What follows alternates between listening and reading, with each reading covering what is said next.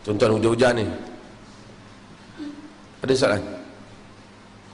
Tak ada, saya nak tuan-tuan tak ada, saya nak minta tuan-tuan tunggu sekejap supaya saya nak jemput saudara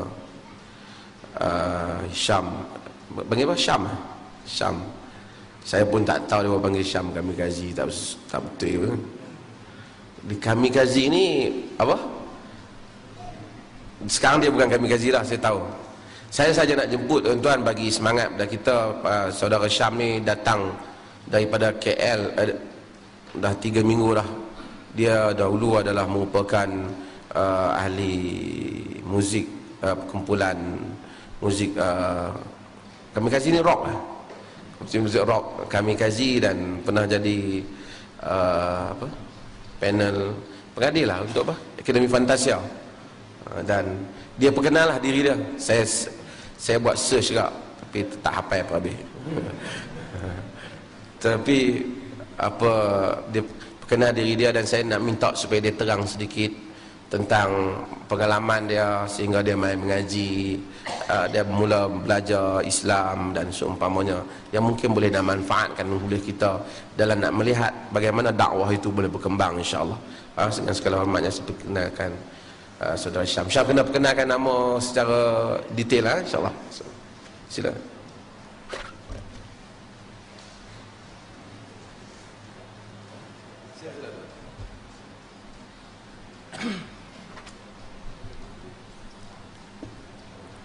Assalamualaikum warahmatullahi taala wabarakatuh. Terlebih dahulu saya ucapkan ribuan terima kasih kepada Dr. Asri kerana sudi memberi peluang untuk saya cakap sekejap.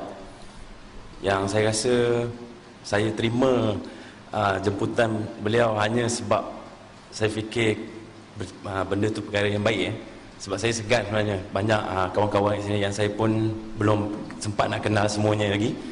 Tapi apa yang saya boleh cakap secara ringkas, bagi tuan-tuan ataupun perempuan di belakang sana yang tak kenal saya ni dulu daripada zaman muda pasal ayah saya pun merupakan guru saya sendiri, mengajar muzik.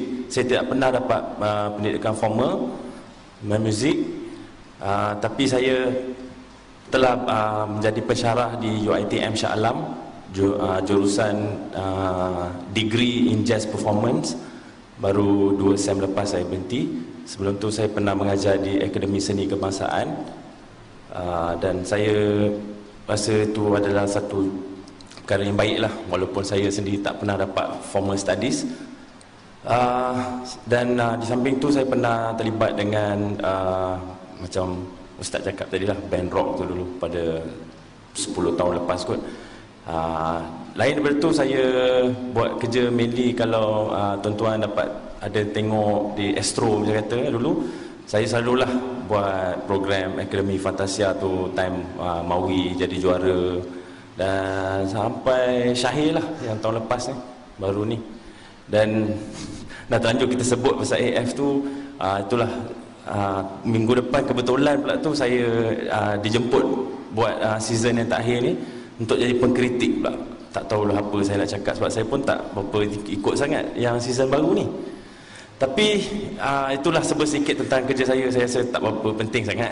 Yang paling penting saya nak kongsi kat sini ialah saya mengikuti blog Dr. Asri kira-kira sejak 3 tahun yang lepas,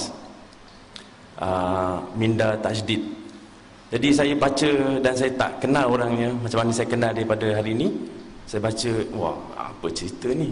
Sonok, pengupasan dan sebagainya. Sebab saya suka berfikir daripada kecil, kenapa benda ni tak boleh macam ni? Apa jawapan dia? Kalau tanya ustaz masa saya sekolah, jangan tanya, haram. Dah.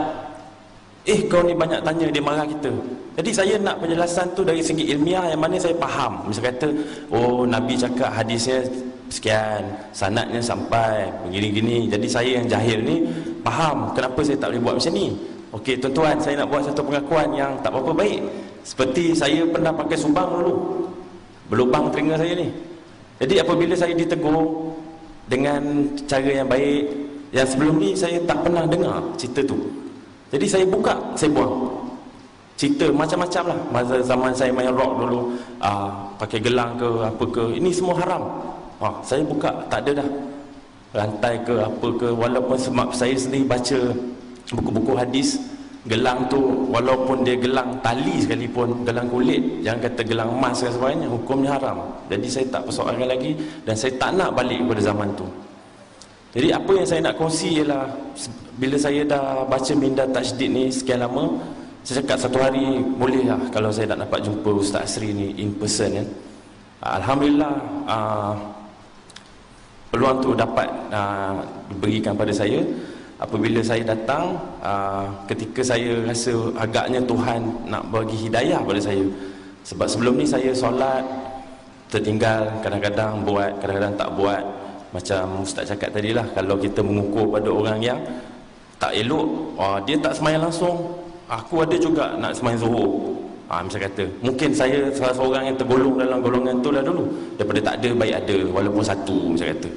Macam budak-budak baru akhir balik, orang tua akan ajar, dapat satu rakaat satu waktu fardu pun dah okey. Tapi masalah saya dah akhir balik lama dah, bukan budak-budak.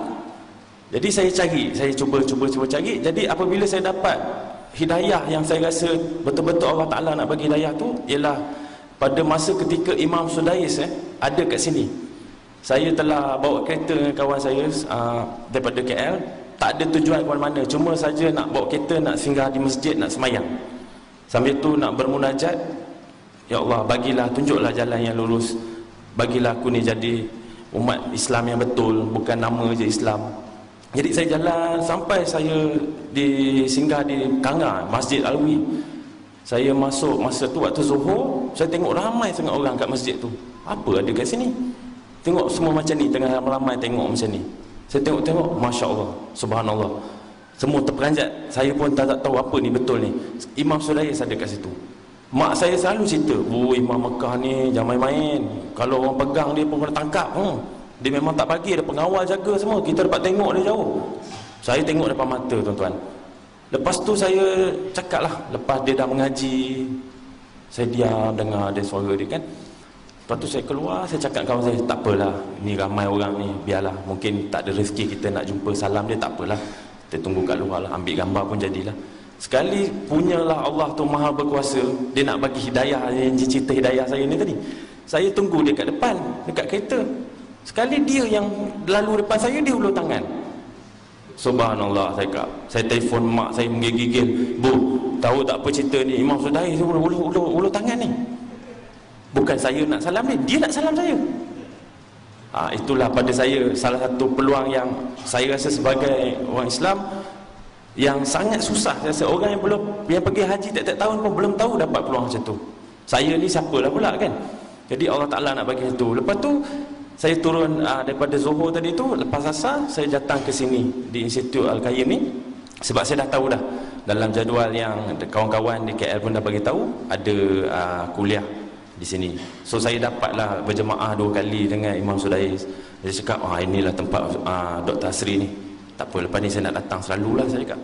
Jadi pada trip yang mula-mula tu, saya tak dapat jumpa dengan Ustaz, sebab masa tu pun ramai, penuh sampai kat luar sana. Saya cakap tak apalah, mungkin belum rezeki saya, lain kali saya datang lagi sekali kuliah. Jadi bila saya datang, saya kenal dengan kawan saya, orang di Mengkuang ni. Cakap, tak apa, abang datang lagi nanti kali. Saya kenalkan ke apa, kawan-kawan kat sini. Okey, saya datang. Lepas tu, sampailah Ustaz jumpa saya, jemput saya datang di rumah, layan saya dengan baik, bagi kurma, bagi teh Arab dan sebagainya yang saya tak pernah minum sebelum ni. Saya cakap, wah, saya punya layanan ni macam hebat betul saya rasa kan. Dan sampai tak tertanya macam-macam soalan yang saya nak tanya sebelum ni, sebab saya macam teruja kan, segan sangat. Jadi apa yang saya buat selepas tu ialah saya beli semua, dan Alhamdulillah saya pun ada kitab yang ni juga, Riyadhus Shalihin ni, sebelum saya mengaji. Jadi saya punya doa ialah saya cakap, ya Allah bagilah petunjuk pada saya yang lurus, yang benar, sebagaimana yang telah diberikan kepada Rasulmu. Sebab petunjuk ni yang sepaham saya macam-macam. Macam Ustaz selalu ceritakan, kalau Syiah tu dia kata dia betul. Jadi kalaulah saya tiba-tiba termasuk golongan macam tu, sebab tu saya rasa saya betul. Macam mana? Dia cakap, Alhamdulillah saya kak, tiba-tiba saya jumpa Imam Sudais. Lepas tu saya jumpa Dr. Asri. Lepas tu pelajaran-pelajaran yang saya beli kebetulan, buku-buku yang sebelum ni saya beli sendiri pun samalah. Wallahualam, saya tak tahu. Tapi pada saya itu hidayah sangat besar. Dan alhamdulillah banyak perkara-perkara yang dulu saya tak buat, nak saya bangun pagi sekarang, walaupun saya balik lewat kerja pun, misal kata saya tak tidur tak apa, sebab saya tak nak lepaskan. Macam waktu subuh kan, yang sebelum ni terus terang saya cakap memang lihat lah kan, memang kalau balik pukul 2 tidur dulu, nanti kalau bangun dapat zuhur pun jadilah. Macam tadi yang Ustaz baru cerita, macam itulah saya dulu. Tapi alhamdulillah hari ni Allah Ta'ala dah bagikan saya satu semangat.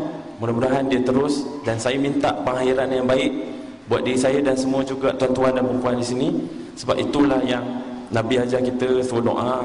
Salah satu doa yang Nabi cakap, bukan kita dapat hidayahnya ni sebab apa, hati kita ni boleh berbolak-balik. Jadi saya minta benda tu. Saya solat, saya tak tahu amalan saya diterima atau tidak, Wallahualam, tapi saya minta doa, ya Allah janganlah kau bagi hidayah pada aku, kemudian kau bolak-balikkan hati aku. Sebab itu yang saya paling takut. Jadi itulah sedikit tentang diri saya yang tak seberapa ni. Dan terima kasih banyak-banyak kepada Dr. Asri kerana bagi saya peluang untuk berkenalan tuan-tuan. Mudah-mudahan lepas ni kita semua dapat syafaat dari Allah, insya-Allah. Assalamualaikum warahmatullahi taala wabarakatuh.